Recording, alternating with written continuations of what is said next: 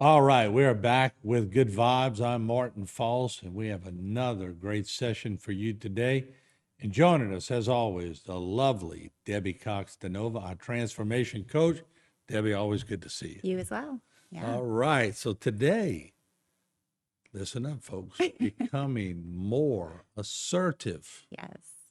Is that something a lot of people have problems with? A lot of people have problems with it, and a lot of people don't know that they have problems with it. In fact, when they did a research study, they found that 57% of people who rated themselves as assertive or even more than assertive were actually rated by their peers as not assertive at all. So 57% Mhm. of people were getting it wrong about themselves. So today we're going to talk about the communication styles, why being assertive is actually the most valuable, even though the other communication styles might feel more comfortable up front, and then Mhm. some strategies for helping you to move, because it is a skill that you can develop, Mhm. move from the communication style that you have right now to being more assertive. Okay, so there are four communication styles. We have passive, we have aggressive, we have passive aggressive, and then we have assertive. So passive people are those people who are go with the flow, compliant. They'll do whatever you say. They're yes Mhm. people, right? Typically, when you see a passive person, they're busy. They're making sure everybody's okay. They've always got something to do. Bosses love those people. Bosses love those Yeah, people yeah. because up front, someone who's passive isn't going to make any problems. They're not Mhm. going to push back. They're just going to say yes. But they Mhm. often then end up feeling very frustrated. They feel used by other Mhm. people. They feel exhausted, okay, spent. Mhm. The next one is aggressive. Aggressive people, they will control. They will Mhm. get their way by use of force or control, even if it damages the relationship or if it is not in the best interest of the other person. Mhm. These people, if you look psychologically, oftentimes what's happening below the surface is that they feel very powerless. They feel like people are out to get them. And if they Mhm. don't put up a defense, then they will be taken advantage of. So you see a lot of blaming, bullying, yelling Mhm. is a strategy that they use a lot of you statements Mhm. pointing out to other people. Maybe a little paranoid. Paranoid, absolutely. Mhm.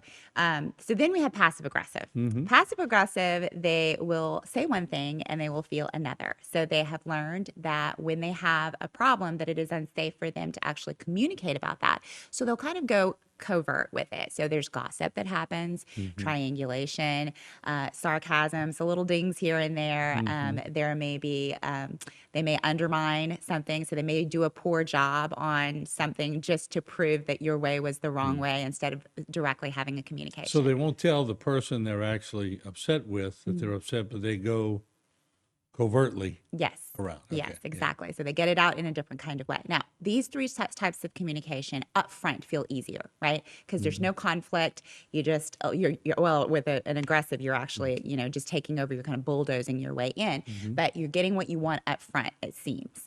The problem, though, is that they're all controlled by fear, those first three, okay? And the problem also is that it undermines the quality of relationship because with all of them, people start to learn that you can't be trusted, right? Mhm. If you're somebody who does one thing and like does and says one thing and you're actually feeling a different way, that usually comes out in relationship. Mhm.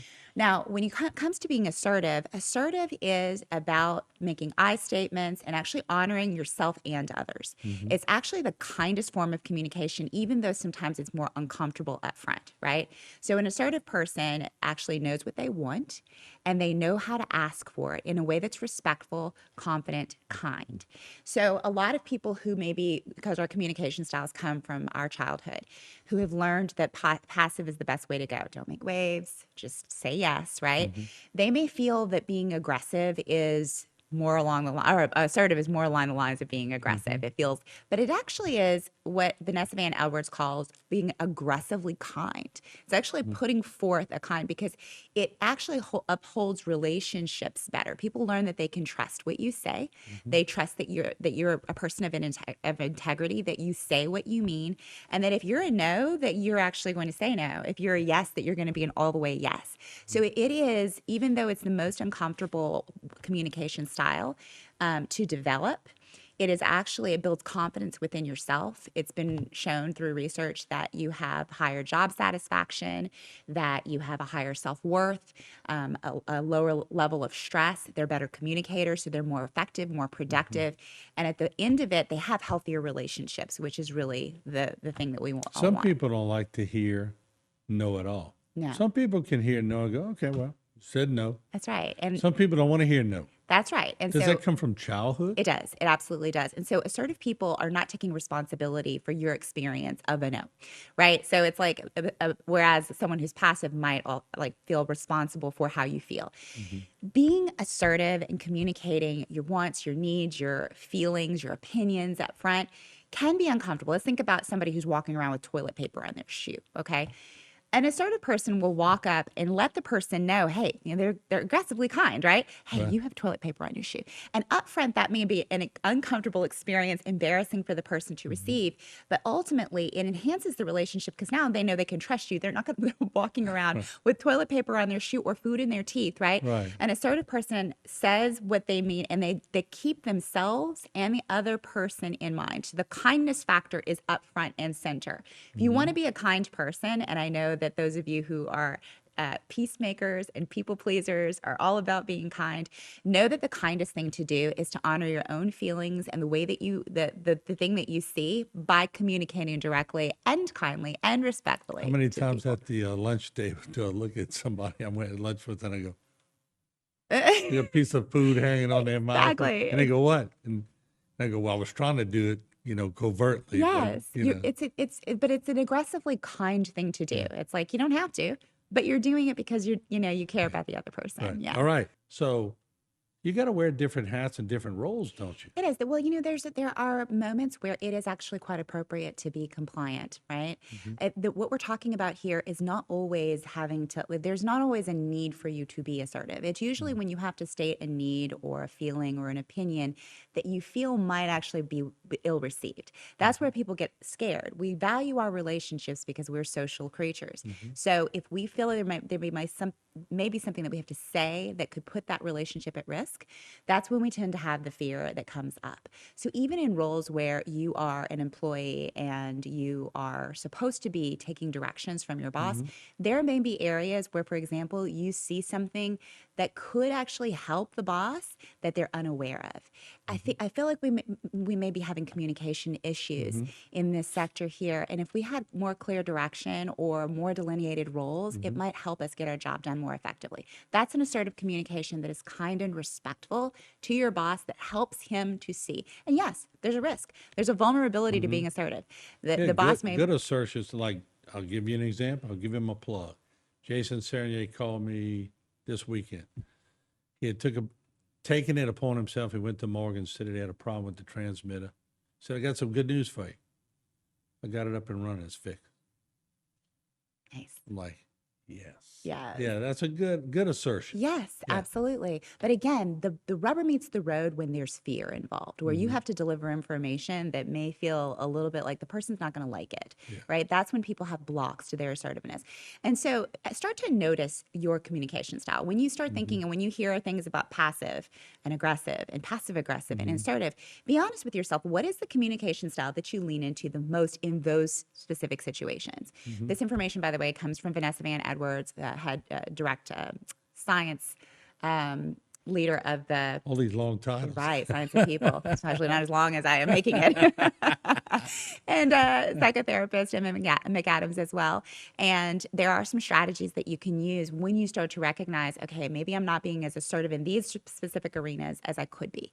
First of all, it's important to know what you want. So if you're at home right now and make a list of the things that you want in your life and actually look at the things where you are keeping yourself in an unwanted position because you are afraid of having a communication to someone, something that can make a big difference. First of all, you want to know what your own values and your needs and your strong suits are because you want to spend most of your time and energy there and delegate out, have communications where you're not accepting situations that are actually going to drain you out, right? Especially if you're passive. So you want to avoid people who drain you. You want to avoid going places that don't feel good to you. You want to avoid work that is not within your wheelhouse, that is not your strong suit. And you have to be able to communicate directly about that. Notice whenever you are being asked something, if you're starting to withdraw, Okay. When someone is not feeling like they want to communicate, they're feeling afraid of communicating. What they'll do is they'll start to kind of withdraw and bring themselves smaller. They may block their body. They may turn away. They may disengage mentally, kind of like just dissociate from the situation, right? Their volume goes lower. They take up less space. Instead of making statements, they ask questions. Start to notice this about yourself, and we can make adjustments to the way that you communicate, because it's not that just confident people are assertive. You become confident by becoming more assertive. You develop a They better become relationship with yourself. defiant. Right, exactly. Well, Right. defiant sometimes, but sometimes they're just going into flight. So sometimes Withdraw. Okay. withdrawal, right? Like they're just protecting themselves, right? So you want to, in order to do that, let's broaden the cues. Let's make these cues bigger. We've talked about cues before, where we're increasing the space between the earlobe and the shoulder. So we're pulling this down, right? And we're opening up our body so that we're communicating directly instead of making questions. Like notice, are you asking your name or are you telling your name? Hello, my name is Debbie. Right? If you're Right. going up like that, it's usually because you don't have a lot of confidence. If someone's asking you to do something you don't want, you're like, yes. There's a question mark there. Start making statements instead of questions. Don't apologize for your existence, for your opinion. I'm sorry, but or excuse me, but I'm so sorry, but maybe this is not.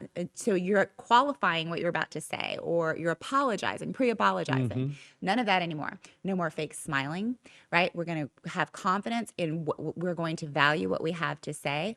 If someone asks us something and we are a passive, what we're going to start doing is claiming time. Let me think about that and get back to you tonight. Let me talk to somebody, in my life. Let me talk to my husband, and then I'll talk to you about it after. Is that okay? Right? So we're kindly allowing ourselves to have space to decide whether we are actually a yes or actually a no, and then mindfully saying yes when we are a yes, saying no when we are a no, in a kind, respectful way, knowing that that is actually the kindest thing to do for the other person in the relationship that you share with them. You bring up some good points real quick, because some parts of my job, like everybody else, I can't stand. But people say, "Well, you must love doing hurricanes." Are you crazy? I hate doing hurricanes, Right. but it's a big part of my job. Sure. So sometimes you got to suck it up, buttercup, and you got to look at the 20% you love to do and sort of dwell on that. Yes. Oh, absolutely. Because the more that you do what is within your wheelhouse, the things that are your strong suits, the more confidence you have in yourself, and the more that you can give away the things to other people. So, like, if you're not good at organizing, give it to somebody who is great at organizing, so their confidence can be lifted as well, and everyone around can be doing what they love to do. Yeah, and as we go to the break, I hate organizing. I know. That's why I have Joni. Oh, we love Joni. All right, great topic. Thank you. And Thank we're you. going to see you next week. Yeah. All right, there you have it right here on Good Vibes. And let me turn to the right camera here and be assertive. We'll see you again next week.